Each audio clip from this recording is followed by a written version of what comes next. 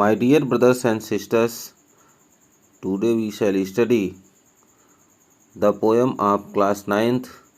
The name of the poem is The Lake Isle of Innisfree. मेरे प्रिय भैया बहनों, आज के वीडियो में हम सभी क्लास 9th का पोयम पढ़ेंगे।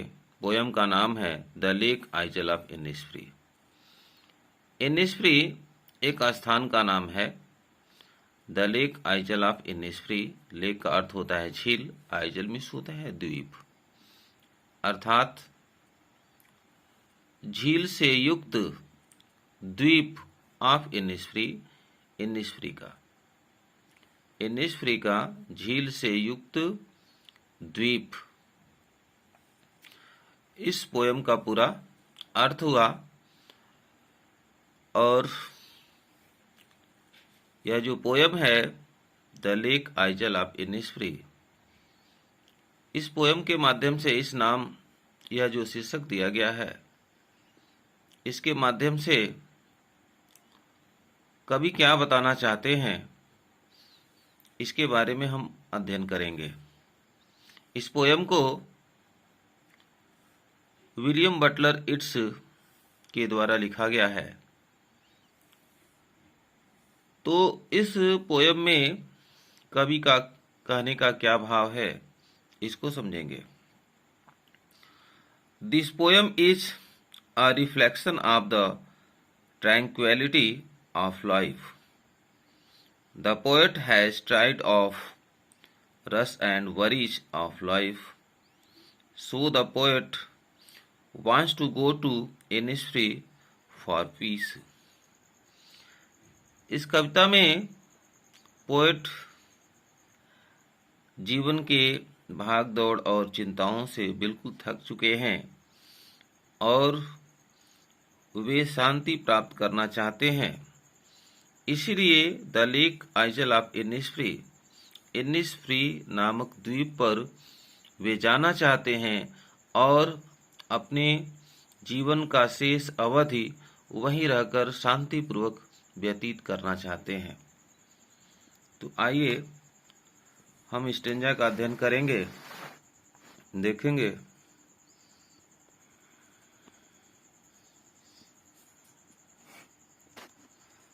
पोएट कहते हैं,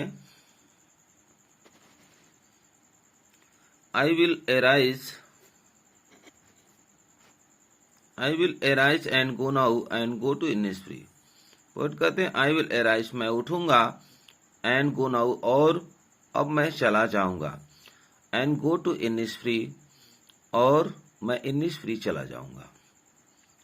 पोएट इनिस्फ्री जाना चाहते हैं और कहते हैं कि मैं उठूंगा और अब चला जाऊंगा, एंड गो टू इनिस्फ्री, और इनिस्फ्री चला जाऊंगा, and a small cabin build there, और वो कहते हैं and a small cabin, cabin का अर्थ होता है एक छोटा सा घर, and a small cabin build there, और वहां जाकर इनिस्फ्री जाकर मैं एक छोटा सा घर बनाऊंगा। तो पोएट कहते हैं कि मैं इनिस्फ्री चला जाऊंगा और इनिस्फ्री जाकर के वहां मैं एक छोटा सा घर बनाऊंगा, अर्थात आप इसको ऐसा कह सकते हैं कि वहां जाकर एक छोटा सा झोपड़ी बनाऊंगा। Of clay and wattles made, और वह झोपड़ी किस चीज से बनी हुई होगी?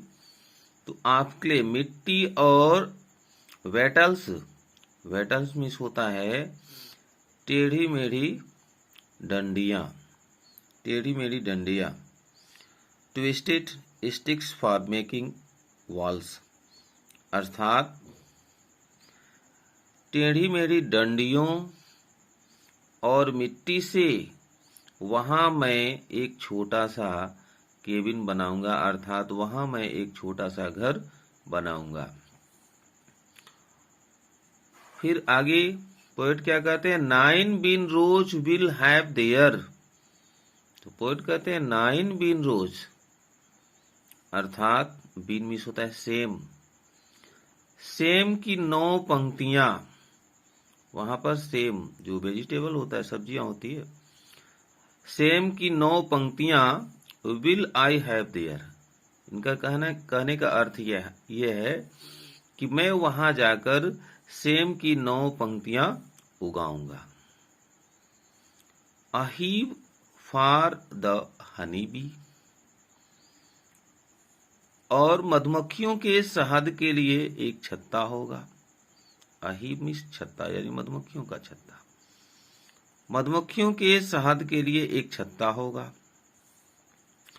And leave alone in the bee loud glad।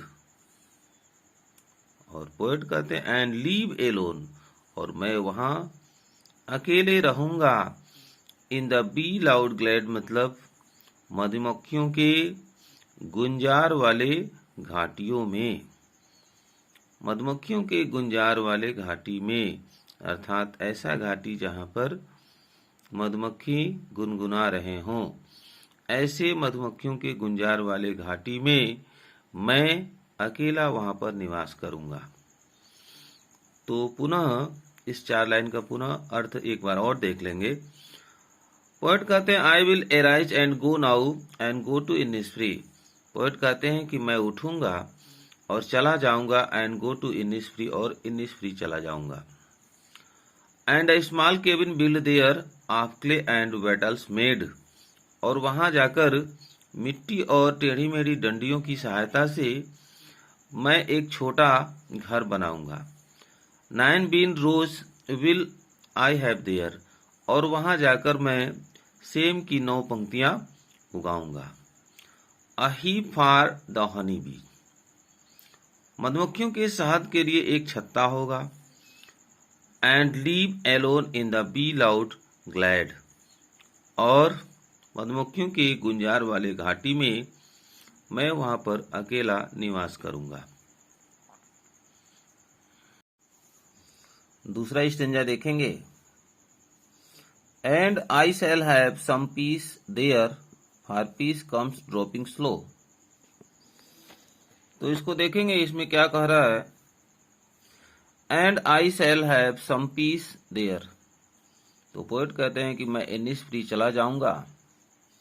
तो वहां जाऊंगा तो I shall have some peace there, अर्थात वहां पर मेरे लिए कुछ शांति होगी।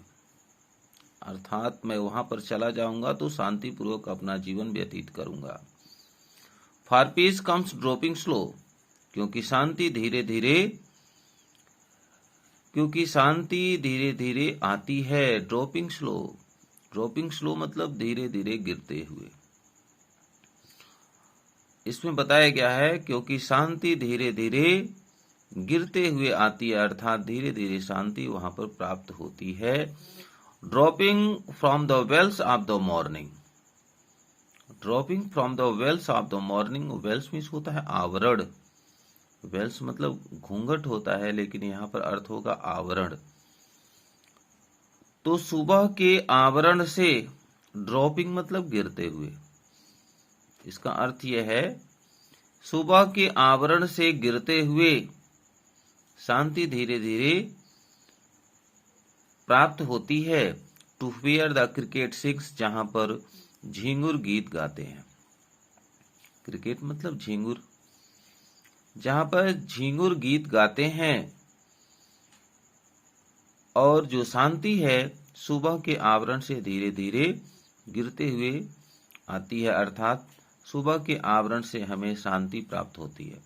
क्योंकि सुबह का जो समय होता है उस समय चारों तरफ जो है शांति मिलती है, चारों तरफ शांति दिखाई देती है। There midnight's all a glimmer. और वहां पर मध्य रात्रि में चारों तरफ ग्लीमर। ग्लीमर का अर्थ होता है मंद प्रकाश। ग्लीमर का अर्थ होता है मंद प्रकाश, faint light. There midnight's all a glimmer. तो पोएट कहते हैं मध्य रात्रि में मंद प्रकाश होगी। There midnight's all a glimmer, अर्थात मध्य रात्रि में मंद प्रकाश होगी, यानी मध्य रात्रि में चारों तरफ प्रकाश दिखाई देगा, अर्थात चांदनी रात्रि की वजह से मध्य रात्रि में चारों तरफ प्रकाश दिखाई देगा। And noon a purple glow, और दोपहर का समय होगा। इनिस्फ्री में दोपहर का समय अ पर्पल ग्लो मतलब एक बैगनी रंग की आभा दिखाई देगी, और दोपहर के समय एक बैगनी रंग की आभा दिखाई देगी। And evening full of the linnet's wings, और इनिस्फ्री में जब सायंकाल होगा तो सायंकाल full of the linnet's wings, linnets मतलब एक छोटी चिड़िया, अर्थात एक छोटा भूरे रंग का गीत गाने वाली चिड़िया जिसे हम बोलते हैं Lynette.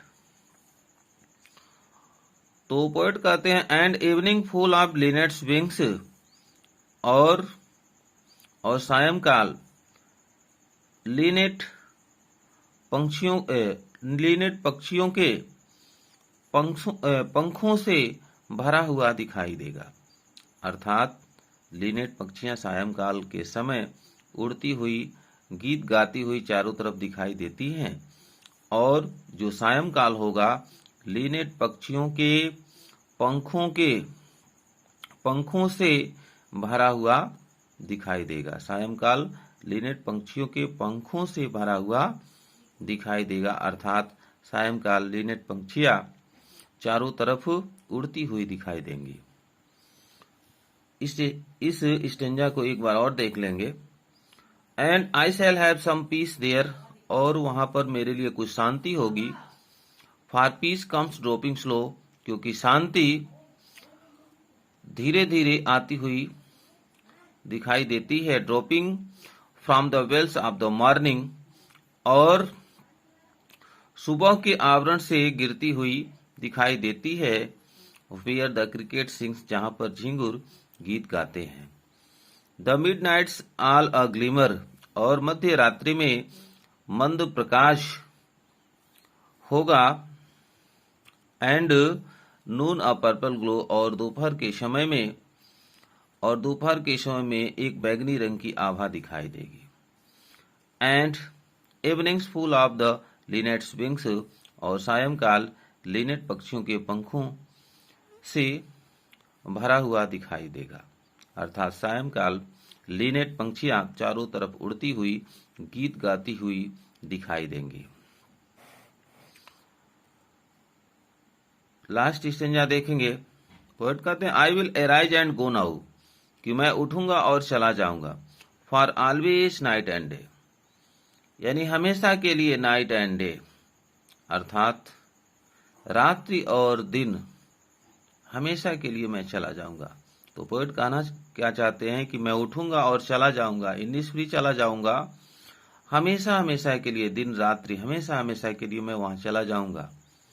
I hear the lake water lapping, मैं वहां पर लेक वाटर यानी झील के पानी को, लैपिंग मतलब छपछपाते हुए, छपछपाने की आवाज को सुनूंगा। मैं वहां पर झील के पानी के छपछपाहट की आवाज को सुनूंगा। With low sounds by the shore, with low sounds मतलब धीमी आवाज के साथ, धीमी आवाज के साथ। बाय द शोर मतलब समुद्र किनारे पर, शोर मतलब होता है किनारा, यानी किनारे पर धीमी आवाज के साथ मैं झील के पानी के छपछपाहट की आवाज को मैं सुनूंगा। While I stand on the roadway, और जब कभी मैं सड़क पर खड़ा रहूंगा। और ऑन द पेमेंट्स ग्रे, अथवा सड़क के भूरे रंग की पट्टियों पर, पेमेंट्स मतलब पट्टियां, फुटपाथ। तो कवि कहते हैं कि while I stand on the roadway, जब कभी भी मैं सड़क पर खड़ा रहूंगा। और ऑन द पेमेंट्स ग्रेव, अथवा मैं सड़क के भूरे रंग के फुटपाथ पर खड़ा रहूंगा। I hear it in the deep hearts core, तो मैं सुनूंगा, तो मैं इस आवाज को सुनूंगा in the deep heart course, मतलब अपने हृदय की अनंत गहराई में, अपने हृदय की अनंत गहराई में मैं इसकी ध्वनि को सुनूंगा। तो अर्थात किस ध्वनि को सुनूंगा? उस पानी की ध्वनि को मैं सुनूंगा। इस स्टेंजा को एक बार और देखेंगे। आई will arise and go now, तो पोएट कहते हैं कि मैं उठूंगा और चला जाऊंगा, for always night and day, और मैं हमेशा के लिए, रात्रि और दिन हमेशा के लिए मैं चला जाऊंगा। I hear the lake water lapping with low sounds by the shore, किनारे पर धीमी आवाज के साथ झील के पानी के छपछपाहट की आवाज को मैं सुनूंगा। While I stand on the roadway, और जब कभी मैं सड़क के मध्य में खड़ा रहूंगा, और ऑन द पेमेंट्स ग्रे, अथवा सड़क के फुटपाथ पर, अर्थात सड़क के भूरे रंग के फुटपाथ पर जब मैं खड़ा रहूंगा, तो I hear it in the deep heart core, तो मैं हृदय की अनंत गहराई में इसको सुनूंगा, अर्थात इस पानी की ध्वनि को मैं सुनूंगा। इस प्रकार से यह पोयम समाप्त होता है, और आशा करते हैं कि आप इसको ठीक प्रकार से समझ गए होंगे। यदि यह वीडियो अच्छा लगे तो लाइक शेयर सब्सक्राइब करेंगे। धन्यवाद।